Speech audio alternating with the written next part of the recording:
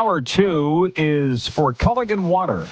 Clear water, clear choice. Filter out the bad and taste the good. And for our number one region for viewership, the Queen City, check out Culligan Water of Regina's website at culliganregina.com. Sirius XM NHL Radio, Scott Laughlin is showing up just in time. Scott, good to see you, man. Feel like I talk to you every day, but it's only a one-way conversation. But it's nice to see you again, buddy. You're showing up just in time because we've got all these NHL questions that have come in. I'm going to offload them to you in a second because you're the expert. We got a bit of a theme going on here today. What's been the best series? How would you answer that? Well, that's a great question. It really is, Rod. I would say the one that's really captured my interest the most has been Washington-Montreal. I know it's 3-1 and the Caps are in the driver's seat, but just the animosity that goes on between those two teams. And you've got Tom Wilson on one side, and you've got the poor man's Tom Wilson on the other side, and Josh Anderson, and they're fighting in the team bench. And you've got the great story that is Alexander Ovechkin trying to cap off a Cinderella historic season. You've got the great building in Montreal. You've been there before, Rod, no doubt. I mean, there's nothing quite like the playoffs in the spring in the city of Montreal, inside and outside the Bell Center. Nothing tops it. So for me, just all the different storylines that have transpired in what has become a very competitive series. I think it's a little bit too much too soon for Montreal in the end. They will have taken some steps when it's all said and done. But the Washington Capitals are looking pretty good right now, no question about that. And a lot of that centers on the fact that Logan Thompson, after getting knocked out of that one game, came back and played so well in the last one. Somebody recently asked me, what's the best hot dog I've ever had? I said, Centre Bell, Shane Show, Press Box. They don't make them better than that. Freddie in Winnipeg writes in, he says, the best NHL series is Edmonton-LA. Best NBA series, Golden State-Houston. And here's the thing. There hasn't been any bad series. You know, we always say the round one's the best. Last year it wasn't. But so you're saying Habs Caps. What would be number 2 then, Scott? Because we got a lot to choose from. Yeah, I would sign up for the Kings and Oilers just because of the storylines that have been presented in that one too, Rod. So I would agree with that assessment. LA and Edmonton has been intriguing. And we went into this series, didn't we, Rod, saying, if not now, when for the Los Angeles Kings? All the stars were aligning correctly for Los Angeles to finally get the better of the Edmonton Oilers. Edmonton so banged up down the stretch. The Kings so great on home ice. They still have home ice advantage. Now, did anybody expect to see what we saw last Friday with one of the most horrendous coaches' video challenges that you'd ever want to see from Jim Miller? It cost his team 10 seconds after that challenge. Edmonton scores the game winner on the power play. And then we know how the last game wrapped up as well, with Edmonton winning in overtime. And, you know, the fact was that Los Angeles was clinging to that lead with 45 seconds left. And all Quentin Byfield's got to do is bank the puck off the boards and get it into the neutral zone, Rod. And whether they score into the empty net might have been a moot point. They probably would have killed the clock from that point forward. So just the way that Los Angeles has lost the last couple of games, again, they're still in the driver's seat, we think, because they've got home ice advantage in what now amounts to a best-of-3 series. But they'd better take care of business tonight, the Los Angeles Kings.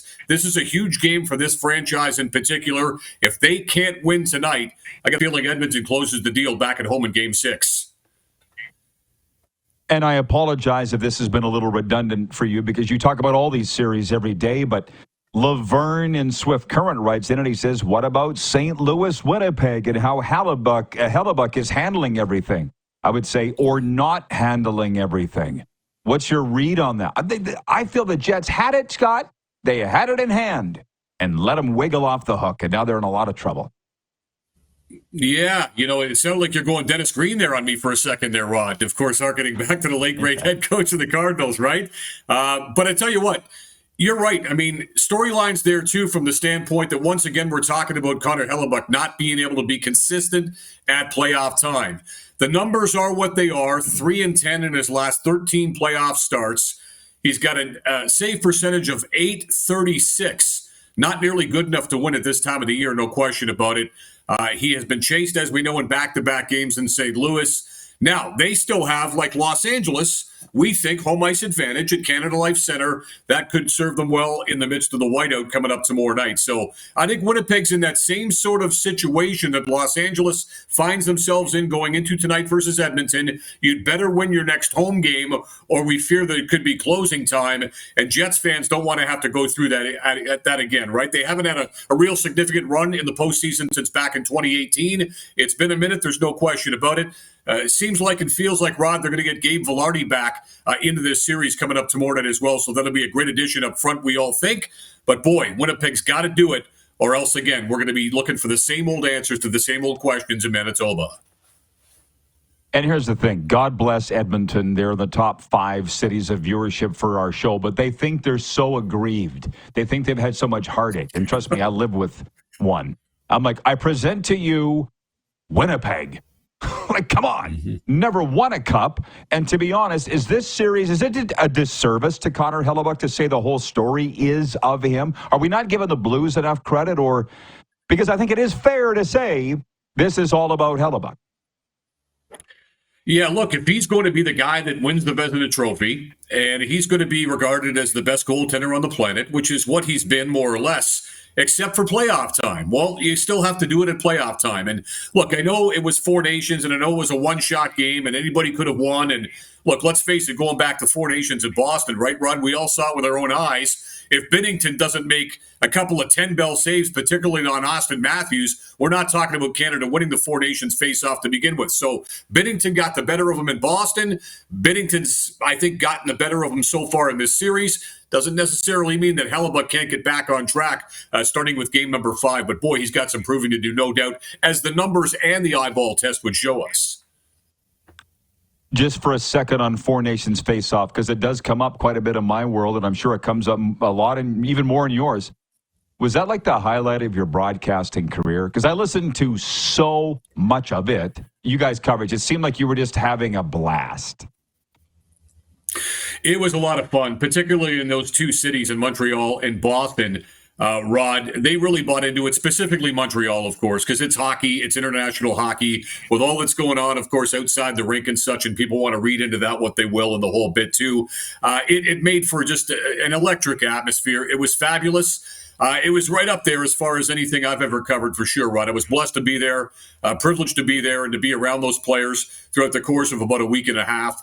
I would put it up there with what I did back in the 2013 Stanley Cup Final. And the one and only time, Rod, I got to be on the ice after the Stanley Cup was presented was when the Chicago Blackhawks rescued victory from the jaws of defeat in game number 6 at TD Garden back in 2013. We were making flight plans to get to Chicago for game 7. We thought the next night, Boston versus Chicago, and all of a sudden, bing, bing, the Hawks score a couple of late goals and win their second of 3 Stanley Cup championships within a 6-year span. So I would put it right up there with the Stanley Cup being presented in Boston on that hot, steamy June night. It sure seemed like it. It sounded like it. Hey, you're ensconced in the Battle of Ontario. I get it. But I feel like by listening to you, you are, what should I say, devilishly intrigued by the Battle of Florida. It's something. Yeah, I think there's been a lot more bite. And like you say, Rod, I mean, geographically speaking, I'm right there in the Battle of Ontario. But there's been more bite in the Florida-Tampa series. There's no question about it. And maybe we shouldn't be surprised. Ottawa, I think, is a real good matchup for the Leafs. The Florida Panthers, for example, I think is a bad matchup for the Toronto Maple Leafs. And should they meet in the next round, well, that's when the Leafs are really going to get their mettle tested. Because I think it's been proven when you play Toronto, if you want to beat Toronto come playoff time, you have to play that abrasive, in-your-face type style that teams like Boston perfected for a couple of postseasons running. Florida has been there and done that. The Tampa Bay Lightning, of course, when they won their championships in particular, had a great combination of skill and abrasiveness that could really present problems for the Toronto Maple Leafs. So I think this is a great matchup for the Leafs, and that's why I would expect that they would advance to round number 2 as early as this evening, because Ottawa is just not that type of team. They're not like Florida. They're not like Boston used to be, not even like Tampa is right now. And I don't think the Ottawa Senators, who are probably just in a lot of ways just happy to be there to get back to the postseason for the first time in, 8 years now, I think that this is mission accomplished for the Ottawa Senators. It comes to an end, and then Toronto, I think, Rod, gets the real test in the next round. Well, what is your thoughts going into Game 5 tonight? Like, I feel like I could just hear Craig Berube's speech. We don't want to go back to Ottawa, so do whatever it takes, right? I mean, is there a part of you that's a little concerned? I think you are a Leaf fan. So I know Stellick is, El Gordo. Any part of you thinking it goes back to Ottawa? Well, just to be clear, Rod, now I checked my allegiances at the door back in 1992 when I was blessed to work in this business. I was a diehard Leafs fan, Rod, growing up. And then I got to cover guys like Chris Chelios and Brett Hull to start my quote-unquote career. And I'm like, these guys are actually pretty cool guys. These guys aren't the bad guys I made them out to be before I had a chance to meet them. So, no, I'm a fan of all 32 teams right now. Stellick, Gord is definitely, obviously, a guy that goes way back 50 years or so with the Toronto Maple Leafs organization. These games have been competitive, if nothing else. And would it shock me if they went to overtime tonight? Not at all. I would like to see, like I said, getting back to that sandpaper abrasiveness that you do need to have front and center to beat a team like the Leafs, to slow them down, I think. Bump and grind after the whistle, smelly glove in the face, whatever it might come to pass. You've got to do those sorts of things. And look, I don't think we've seen all that we had hoped to see from Brady Tkachuk in this series, which leads me to believe that the injury he suffered at the aforementioned Four Nations face-off tournament, Rod, is something that's really ailing him right now, and we'll find out whenever it ends for Ottawa the extent of the damage. But he hasn't been as omnipresent, Brady Tkachuk, as I expected he would be. Maybe it's tonight, maybe it's never, but he's going to have to be much better, I think, for the Senators to accomplish this task of coming all the way back to win.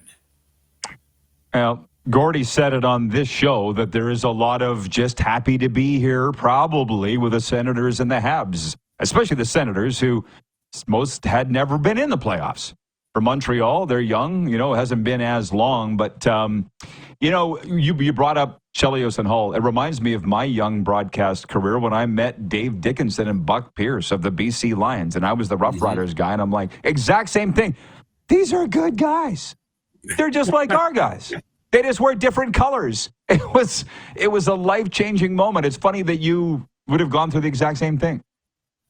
Yeah, and Rod, I mean, you've been doing this as long as I have too, and how often have we said over the years, over the decades, I don't cheer for teams anymore. I cheer for people.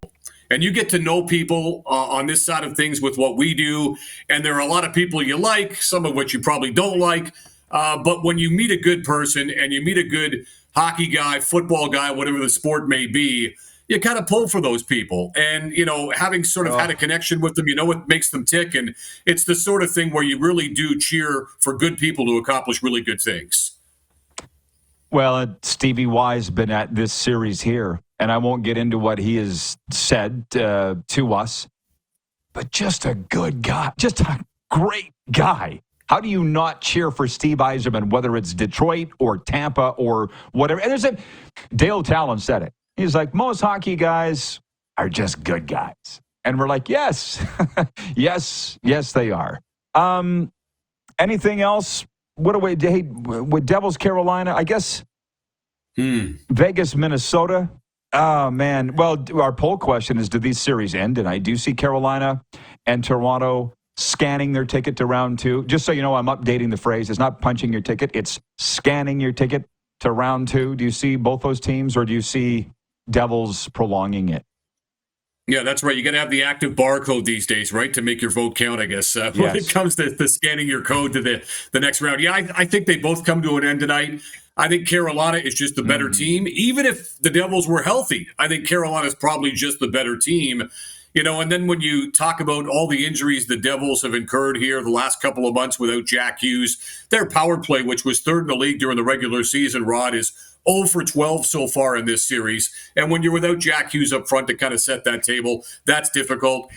We know that Brett Pesce is a game-time decision. Siegenthaler's a game-time decision. They're already expected to be once again without Luke Hughes and obviously big Brendan Dillon in the back end. So they've had all kinds of injuries pop up at the worst possible time. I've been saying this, too, about the New Jersey Devils Rod, when it comes down to it, and I say mission accomplished for Ottawa, for Travis Green to get them back into the playoffs was step one. I think in a continual long form process that organization's got going on. I would say the same thing about the Devils, right? When Sheldon Keefe got hired, people were like, well, Sheldon Keefe can't win in the playoffs. He won only one playoff round in Toronto in a handful of seasons. He can't get it done in the playoffs. And then we said to ourselves, yeah, but based upon last season in New Jersey, with the coaching change and the disappointment that was in the Garden State, maybe if Sheldon Keefe goes there and makes the playoffs, mission accomplished for the Devils as well. So I would say that the Devils have already gotten as far as they possibly can, even with Pyotr Kochetkov starting tonight for the Carolina Hurricanes. I think they've got enough for Rod Brindamore's team to get past New Jersey. Freddie Anderson hurt again. Scott, thanks for the time, man. Thank you for jumping on. Keep up the great work, my friend, and enjoy the hockey. All right, you too, Rod. Thanks for having me as always. Sirius XM NHL Radio's Scott Laughlin. It's me and you the rest of the way. 902-518-3033 is the Progressive Insurance text line. 902-518-3033. Switch to Progressive and you could save a bunch. Whatever you would like to talk about. NHL leftovers. Shitter Sanders to the Argos. NHL tonight. CFL draft. Blue Jays. NBA playoffs. There's a lot of things going on. I want your thoughts now because it's just us. We'll be right back here. We are broadcasting on the Game Plus television network Canada-wide and in 32 U.S. states. Streaming live and podcasting wherever you enjoy your podcasts.